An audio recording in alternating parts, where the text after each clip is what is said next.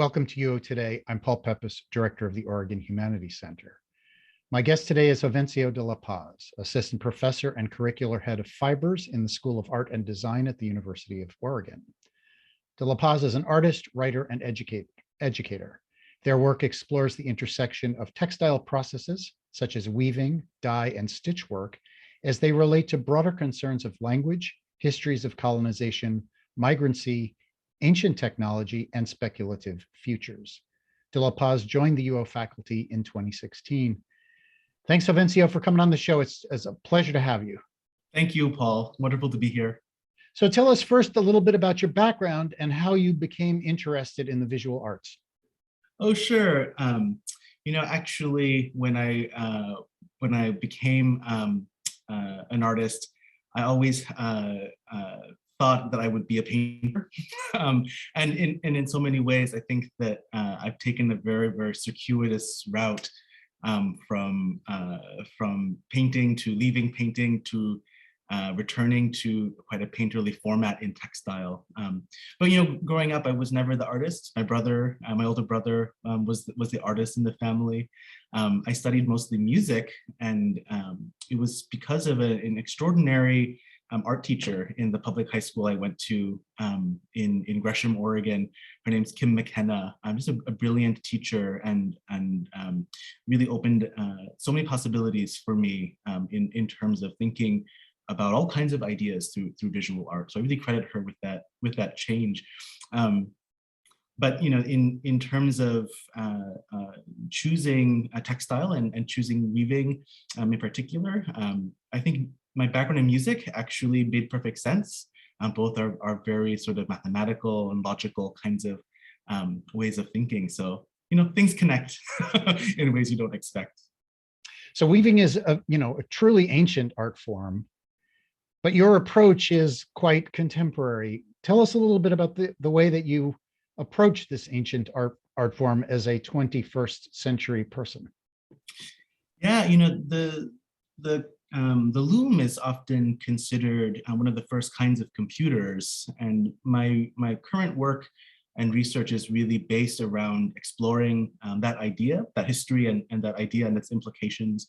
And when I was studying textiles at the School of the Art Institute in Chicago, in the Fiber Material Studies program, we had acquired this device called the Thread Controller 2 Digital Jacquard Loom, which at the time and today is a very, very emerging piece of technology. Essentially, it's a completely computerized loom, so we can communicate patterns and data to the loom directly and have the loom sort of be a collaborator, a mechanical collaborator in the weaving process. And so my approach really began with this sort of curiosity. I'm kind of like right on the edge of digital native. I didn't quite grow up with computers in the bedroom or anything, but I was right on the cusp of that. And so the presence of technology, I think on the one hand, we think of as primarily with our digital devices that are in our lives, but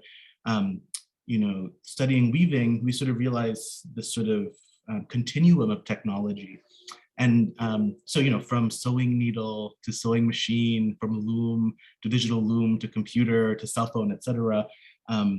I approach sort of this ancient craft not as sort of a isolated kind of from modernity or from contemporary life, but really as a continuum. And I think in that way, my relationship with all kinds of technology has really changed.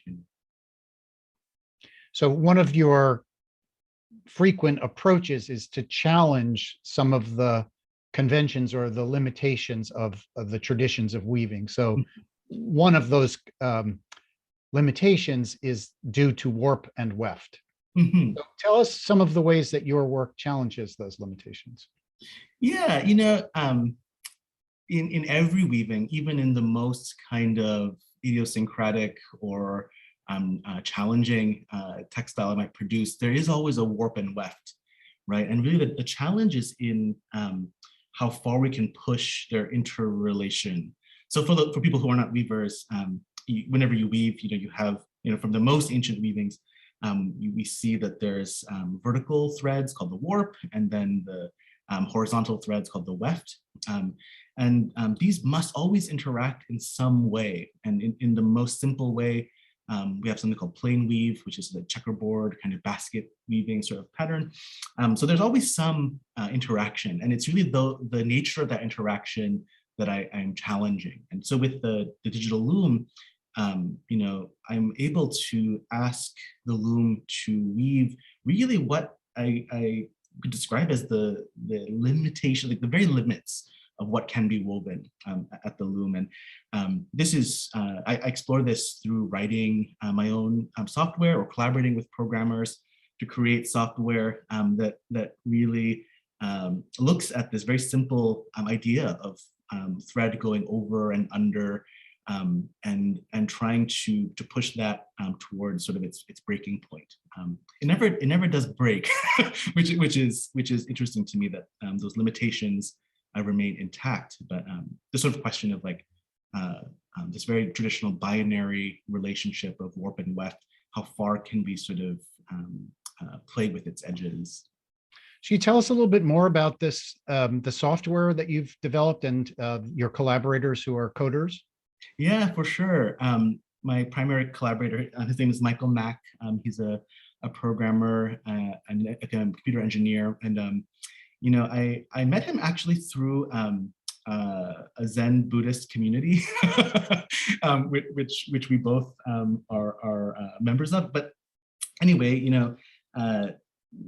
way back when I started working with the digital loom, I had this sort of impulse that whatever kind of media I work with, whether that is with dye or with weaving or with sewing, I'm very invested in investigating the history of these tools. And so as I was looking at the history of digital jacquard weaving, it became like really obvious I needed to investigate the digital in a more kind of basic way. Like I needed to understand how coding works. And I'm not a coder at all. So I needed to like, oh, if I'm going to work with computers and weaving, I better know as much about the computer or as much as I can about the computer as I know about the loom. And so I began just writing software on my own, on an open source kind of free platform. And I was like, wow, there's a lot here, and I need help, basically. So Michael, is a really wonderful thinker and a really talented coder, and just sort of having very simple conversations, sort of like actually even before having conversations, just watching him work, how much we think about maybe the computer or a programmer as like very disembodied, right? It's like digital, it's like a screen based, but watching them work is actually like watching a craftsperson, the articulation of the hands across the keyboard, just like, the material is mathematics and language. Anyway, so I had this idea for a long time as I was studying and reading history about computer programming and trying to understand like the history of digital technology. I come across this narrative which is stuck in my mind and continues to stick in my mind, which is about the supercomputer at the Institute for Advanced Studies in New Jersey. This IAS computer, which was a kind of a supercomputer, which was designed in part to calculate blast trajectories of ballistics during the Second World War, and was very good at that task. And afterwards, the scientists were sort of given the opportunity to use this sort of most powerful computer for whatever means they thought would be useful for the world. And so they made an open call, and the project they chose was a proposal by a mathematician biologist named Niels Albericelli, and he was interested in modeling Darwin's theory of evolution. This is all going to connect, by the way. It's a long sort of story. And so I was just so struck that this computer, the proximity of these two projects, weapons of mass destruction, and then questions about the origin of life in this one device, was so powerful to me I was like, okay, I need to pursue this somehow. And I think that a lot of artists, I'm the kind of artist who like just goes down rabbit holes without a plan, end up in sometimes very interesting places. But for Baricelli, the computer was mapping what he called bionumeric organisms. He designed these little packets of numbers, and you could see them sort of graphically grow and decay, build communities, etc. And I thought, oh, I want to grow weave structures. I want to grow a textile in this way. So Michael and I talked a lot, and we looked at Baricelli's original code, and he adapted it for in a coding environment called Unity. And yeah, we were able to play with this software, and it was amazing. You know, we were able to get it to grow weave structures, essentially, that I could weave at the loom. But the wonderful thing about collaboration, of course, is that he was able to ask me questions as a programmer that, like, I could not know how to ask as a weaver or an artist, really. And so you know, that was a very fruitful experience, and continues to be really central to my work. So you've spoken about your collaboration with him, but you've also talked about this kind of agency of the computer. And at times it sounds as if you also view the computer as a collaborator. You want to tell us a little bit about the way you engage with artificial intelligence and the agency of the computer? Yeah, totally. You know, it's interesting. I think that when we talk about artificial intelligence or these algorithms, which are kind of like, it's scary. You know, we get images of Terminator, or you know, of you know, Netflix, sort of Amazon controlling, and that's definitely an issue I think about a lot. But for me, again, I have the complicated relationship with the computer as a device, and I think a lot of people have this experience where, you know, I grew up in rural Oregon, and we immigrated or my family immigrated from very urban Southeast Asia and Singapore and Indonesia, and I was like a queer person of color in rural Oregon, and was like terrified all the time. You know, it was a beautiful place to grow up, bucolic and pastoral kind of place. But I found myself really engaged with computers and with technology, with online communities, because like I needed this alternative world, because the world I was growing up in was so scary, frankly. So I've always sort of looked at the computer and the digital not as like of course it's just like any technology, incredibly fraught, and has both incredible opportunities, but also you know, always like this threat of getting out of control, whether in a micro sense, like in one person's life, or in a macro sense, like in weapons of mass destruction. But you know, when I work with the computer, I really want to think about it as a collaborator, in that I give up a lot of my sort of agency as a designer or as a visual artist to the parameters that we set. So it's sort of like, I think a lot about Solowit, actually, this idea that the idea is the machine that makes the art, you know, and I referenced music previously, that I look to like serialist composers and minimal composers who sort of, let's create these parameters and see what creativity can emerge from these strict parameters. And the loom is always like that. It's a very, very strict kind of tool to be engaged in.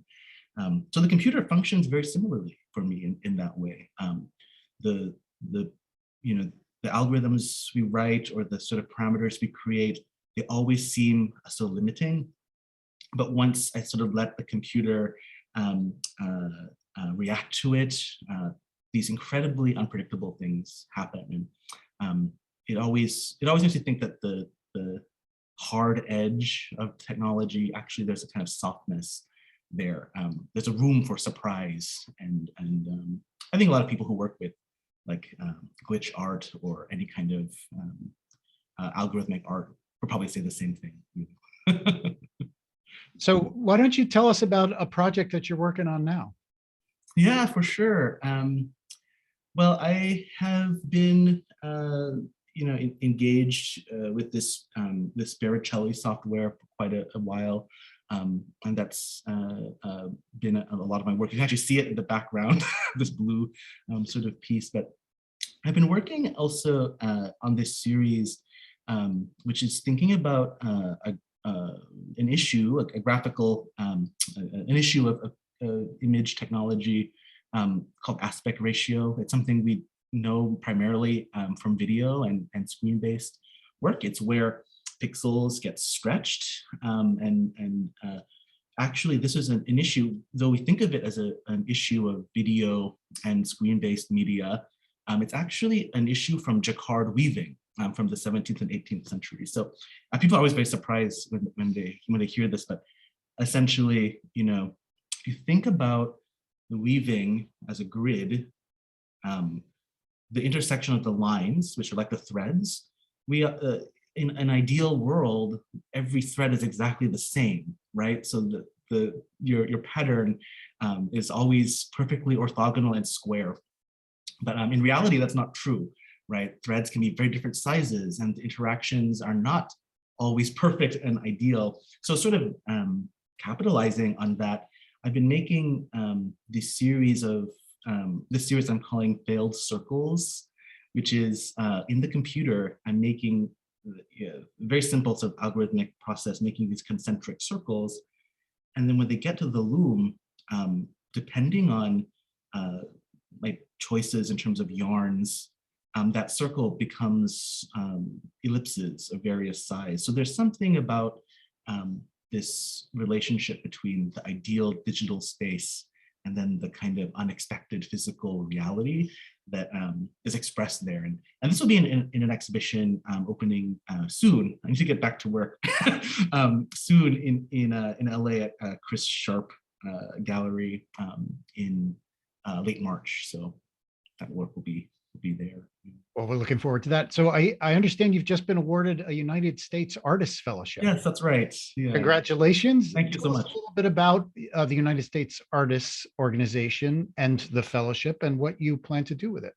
Yeah, well, it's an incredible organization based in Chicago, underwritten by many, many incredible donors. And it's quite a transformative, to be honest, quite a transformative grant. It's a $50,000 unrestricted grant, and it's awarded to all kinds of makers and thinkers, architects, writers, musicians, performers, etc. And I'm under the category of craft specifically. They've done an incredible job of really looking at a very diverse representation of creative thinkers and makers in the US.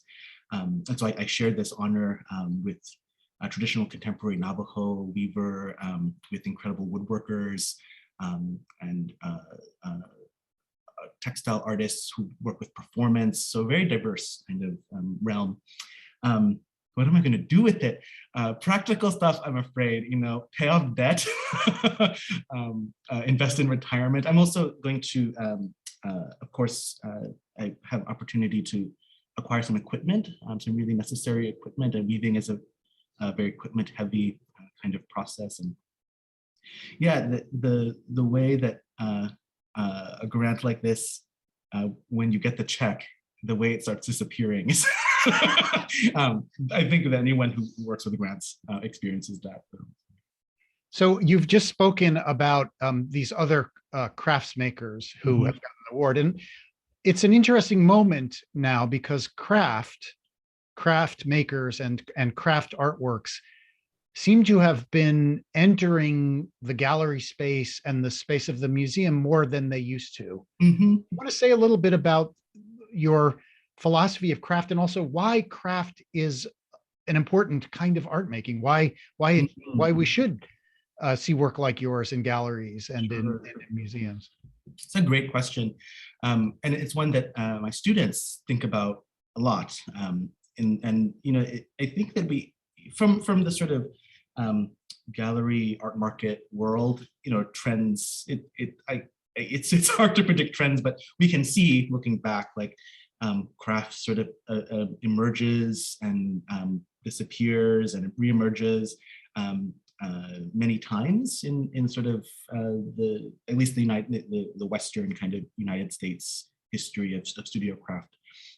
But I think what's more interesting is sort of looking at the way in which the social cultural changes might orient us differently towards different kinds of practices. And I mean, it's like a pendulum, right? I think that 20 years ago, maybe, is it 20 years ago? Oh, I'm thinking about the 3D printer, you know, sort of like, oh, this is going to change, you know, it's, there'll be no more sculpture departments. There'll be no more ceramics. Everything will just be 3D printing. I remember people really saying that. And I think what happens is we realize that the natural state is some sort of state of balance. So these things get met with maybe a return or a resurgence of interest in let's say, traditional or more ancient ways of interacting with material. And so I think craft is so important, you know, not only because it's like, I see a need for my students and maybe for people in general to engage the hand and the sort of agency of handwork. But also I think it helps maybe clarify in some ways, again, this sort of continuity of technology. And it's amazing, I think, again, with my students, I see this most directly, kind of a sense of culture that has become more and more, you are a passive consumer and you see things on your phone and you buy them, and that's sort of the scope of your interaction with the material world. And I don't know, I'm not saying that I don't participate in that, of course, but I think that when you begin engaging with a craft that is, or even just when you go look at craft objects that represent like a 60,000-year history of our species, you are oriented to something different than kind of simply a passive sense of the material world. I think it engages something that's like, maybe it's just shy of sort of pondering a campfire, you know. it's like that ingrained. These craft processes are that ingrained in our species. So it's good. It's good to go contemplate a campfire. I think it's good to contemplate a ceramic vessel. In that answer, you've mentioned a couple of times your students. Mm-hmm. It's very clear, I think, to anyone who would watch this interview that you're a natural educator. Say something about how you approach the task of art education and why it's important to you, why it's a part of what you do. Yeah, you know, I was raised in an education system that really began to see the loss of arts programming and music programming, and that education became very much about science, technology, engineering, mathematics, which, you know, I'm not saying are not important, but it's sort of like we're a whole body with many parts that need to be educated, or I would actually even say like desire to be educated. And I think that my approach, if your question is about how I teach weaving, you know, it's amazing. In some ways, I actually try and be as invisible as possible when people are discovering the loom. You know, it's in a way like I think about being a teacher of this craft in sort of like a sense that I'm just like the most recent, or like I'm at the edge of this sort of wave of history. And what I see in the class is sort of this amazing moment where everything slows down, right? Weaving is very slow. It's simply, even with the digital loom, it's slow. When you're threading hundreds of individual yarns through the machine, or when you're passing the shuttle, and hours pass. And it's the slowest thing I think my students engage in. And that is simply, if that is the only thing they experience, I sometimes think in the classroom, then that's great. This sort of just an invitation to be present in the world at this different pace, I think illuminates something about the time that they're not on the loom. And I hear them talk about it. I often hear students say, "Oh, it's so nice.